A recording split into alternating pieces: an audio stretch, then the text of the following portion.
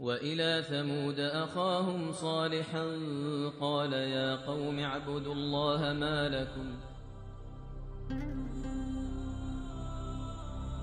The Valley of Hijr. It feels as if the earth is holding its breath and waiting for a decision. Suddenly, an echo that enters the heart more than the ears. This is not thunder. This is not an earthquake. This is the sound that is only heard when Allah is about to reveal His power. People rush out of their stone houses in fear. Eyes automatically lift toward a mighty mountain, and then that mountain, it splits. A massive rock slowly is torn apart from the middle. Dust fills the air. Sunlight is lost in the haze, and from within that haze, a living being begins to move. Then, from the chest of the mountain, a magnificent she-camel steps forward. The earth trembles. People step back. Breaths are held. In the silence, a trembling voice rises. This is the sign of Salih. This was not an ordinary animal. This was the sign of Allah. This was a verdict. This was the final proof. This is the story of the people of Thamud and Allah's prophet, Prophet Salih alayhi salam. And remember, this story is not just the past. It is a mirror in which today's world can also see its face. The people of Thamud, not just a nation, a civilization. The people of Thamud were not a fictional name, not a tale buried only in books. They were a real nation, a complete civilization, a powerful people, a nation whose remains still exist today in the rocks of Madain Shali al-Hijr. They are a people whom Allah Himself mentioned again and again in the Qur'an as a warning, as a lesson, and as a sign for those who would come later. Lineage and historical background. According to Islamic traditions, when the people of Ad were destroyed by Allah's punishment due to arrogance, oppression, and rebellion, it was not just the destruction of a nation, but the end of an entire civilization. For days, a cold and devastating wind erased everything that symbolized power and pride. But Allah's way is this: He does not erase completely. Among the people of Ad, there were some who believed in Hazrat Hud alayhi salam. They were people who left not with arrogance, but with faith and fear of Allah. When the punishment ended and silence spread across the land, the survivors did not return to their homes. They knew this land was no longer a place to live, but a sign of warning. So they moved toward new lands. Some went south, some east, and some traveled north. One large group reached a rocky, harsh valley in the northern Arabian Peninsula. This region later became known as Al-Hijr, what we know today as Madain Salih. Where did the people of Thamud settle? The people of Thamud settled in northern Arabia. This land was mountainous, rocky, low in rainfall, but close to major trade routes. Syria, Yemen, and the Hijaz connected through this region. Caravans passed through, wealth increased, influence expanded, and slowly power began to replace Allah in their hearts. This land was very different from the open plains of Ad. Ad built tall pillars in open fields. Thamud thought, we will not live in open plains, we will make mountains our homes. And so they carved mountains and built their settlements within them. They had heard stories of Allah's punishment. They knew the fate of powerful nations before them. They were aware of the mistakes of history. They had seen the power of Ad. They had heard of their arrogance. They had repeated the stories of their destruction generation after generation. Yet they chose the same path every arrogant nation chooses: pride, denial, rebellion. And this became their greatest crime. Mountains, blessing or defiance. The people of Thamud did not see the mountains as signs of Allah's power. They saw them as proof of their own success. They carved mountains and said, "Look, we have subdued nature." They sculpted rock and said, "No one can destroy us now." The Quran describes this arrogance in just one sentence: "And you carve homes from the mountains." This sentence does not only describe construction, it exposes rebellion. From blessing to intoxication. They had land, they had water, they had security, they had wealth, but they had no gratitude. Blessings slowly turned into intoxication, and when blessings distance a person from Allah, they are no longer mercy, they become the foundation of punishment. The people of Thamud did not deny Allah's existence, but they did not accept Him as one. They called idols their intermediaries and argued, "These bring us closer to Allah." This was the point where truth mixed with falsehood, and Allah's anger is strongest over shirk.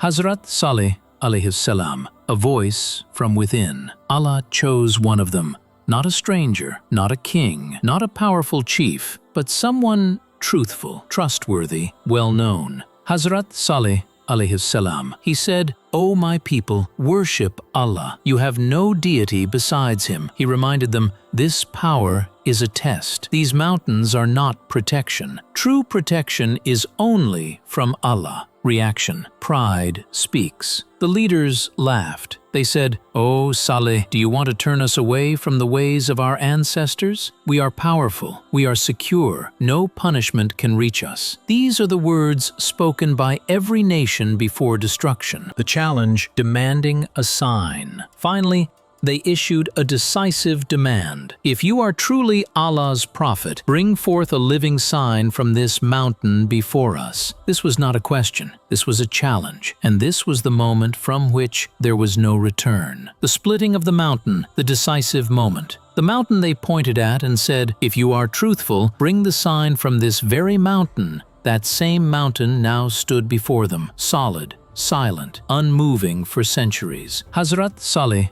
alayhi salam stood before it, no weapon in his hand, no army, no worldly power, just a prophet and a prayer. He raised his head toward his Lord, that moment when no barrier remains between heaven and earth. And then movement within the mountain. Stone began to crack, rocks trembled, faces changed. Someone whispered, "What is happening?" And then the mountain they believed was invincible split open. Dust filled the air. Sunlight faded, and from the darkness, a radiant being emerged. From the chest of the mountain, a living she-camel stepped forward. She was not weak, she was majestic, so dignified that hearts trembled at the sight. There was no room left for denial. Allah's she-camel, not just a sign, a test. Hazrat Salih alayhi salam announced, "This is Allah's she-camel. Do not harm her." She was not just a miracle, she was a test. He declared, "The water of the city will be hers one day and yours the next." One day, she drank the entire spring alone. The next day,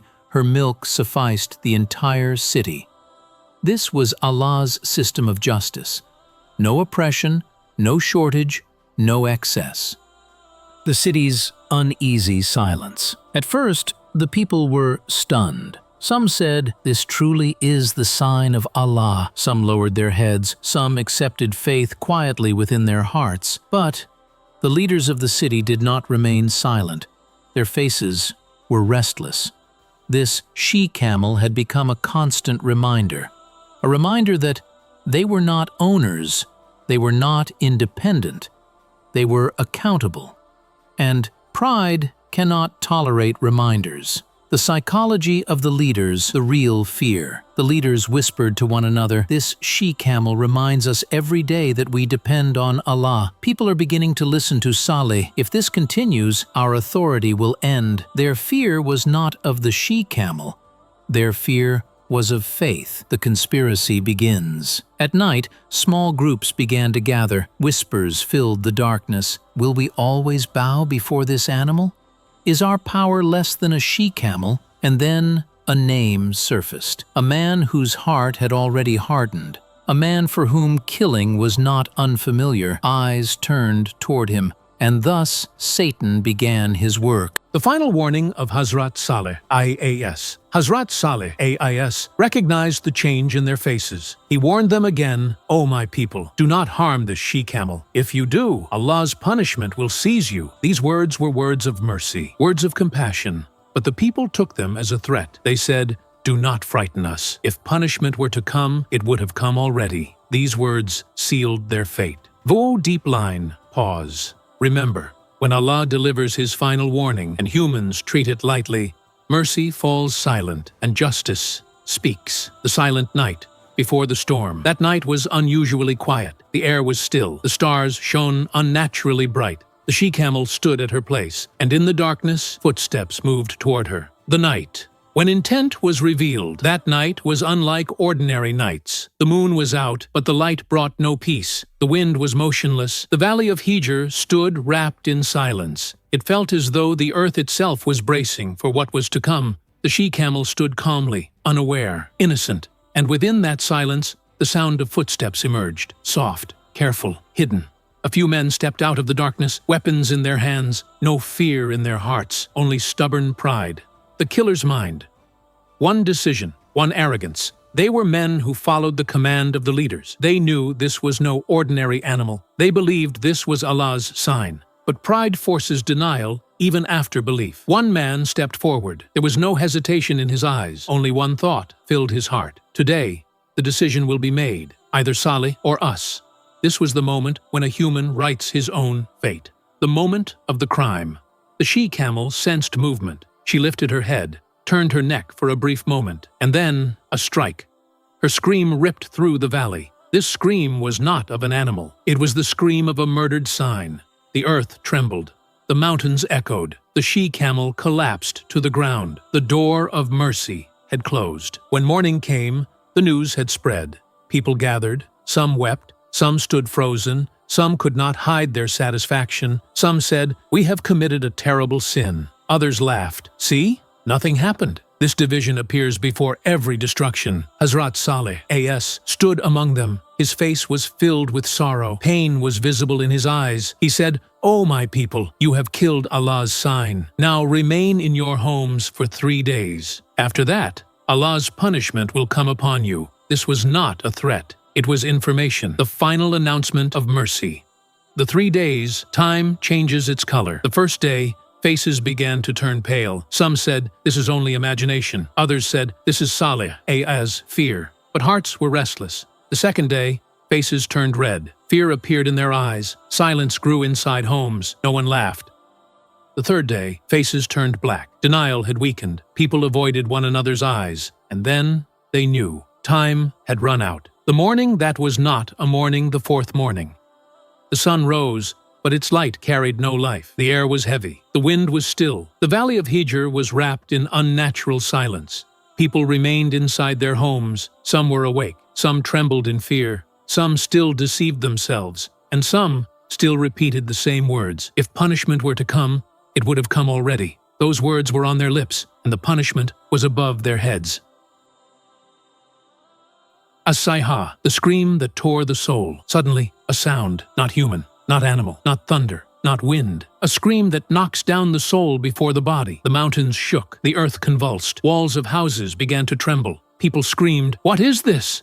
But their voices found no response. The earthquake, when power turned to dust. Immediately after that scream, the earth violently shook. This was not an ordinary earthquake. This was a jolt carrying Allah's decision. Homes carved inside mountains collapsed. Rocks fell upon them. The same mountains they took pride in became their graves. People fell where they stood. No one ran. No one screamed. No one repented. The Qur'an says, so they lay lifeless in their homes. One moment, everything ends. One moment before, the city was alive. Voices echoed. Power was displayed. And the next moment, silence. A silence that speaks for centuries. No cries, no footsteps, no breath, only stone. And beneath it, those who believed they were invincible. Hazrat Salih, A.S., had already left the city. He departed with a small group of believers. He looked back. No city, no laughter, no arrogance, only Allah's decision. He said, "O my people, I conveyed to you the message of my Lord, but you were not well-wishers." This was sorrow, not revenge. This was the heart of a prophet that remains compassionate until the final moment. Allah says, so the earthquake seized them, and they lay lifeless in their homes. And in another place, we sent upon them a scream, and they became like dried straw. These words are not history. They are a warning. The world after, ruins, lessons, questions. Centuries passed. The people of Thamud disappeared, but their homes remained. Palaces carved into mountains still stand today, silent, motionless, terrifying. When the prophet passed through this land, he said, "Do not enter the dwellings of those who were punished, except while weeping. This is a place where laughter does not belong." Final reflection, very slow, deep. Think, the people of Thamud were not destroyed by poverty, not by weakness. They were destroyed because they treated the sign as a challenge, because they mistook arrogance for intelligence, because they saw repentance as weakness, and because they refused to bow before Allah.